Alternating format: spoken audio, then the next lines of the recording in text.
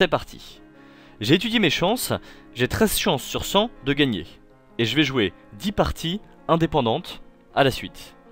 Écrire la loi de probabilité de X, mon nombre de victoires. Alors je compte mes succès dans une répétition à l'identique d'un même scénario. J'en déduis, d'après mon arbre de décision en probabilité, que j'ai affaire à une loi binomiale, avec une probabilité de gain de 0,13, une probabilité inverse de 0,87, et X peut prendre les valeurs de 0, donc que des défaites, à 10, j'ai que des victoires.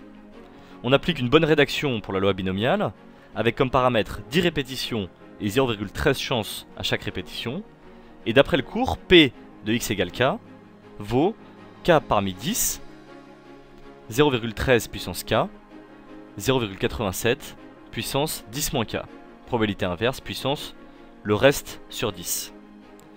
Et j'explique que ma formule marche quel que soit K valant 0, 1, 2 jusqu'à 10.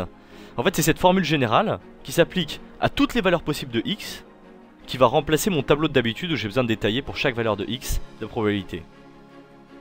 Calculer l'espérance de X. Le cours me donne directement le produit de mes deux paramètres, N fois P. Donc 10 fois 0,13 me donne 1,3. Calculer la probabilité que je gagne au moins une fois.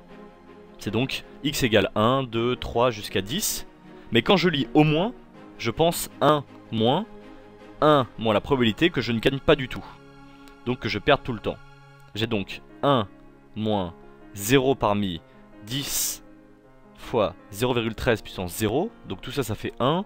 Donc je l'enlève. Et 0,87 puissance 10. Je joue N parties. Et je veux gagner au moins une fois dans 99% de mes séries.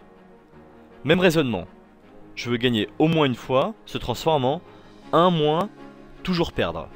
Donc 1 moins 0,87 et cette fois puissance N. Et je veux que cette probabilité soit supérieure à 99%. Ce qui revient à 1 moins 0,99, donc en fait 0,01 supérieur ou égal à 0,87 puissance N. Et là on réactive nos bons souvenirs. Comme logarithme est une fonction croissante, je passe au logarithme et on peut descendre la puissance n devant.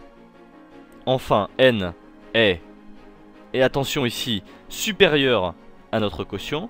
En effet, on a divisé par ln de 0,87, et comme 0,87 est inférieur à 1, le logarithme est négatif. On a donc changé l'ordre.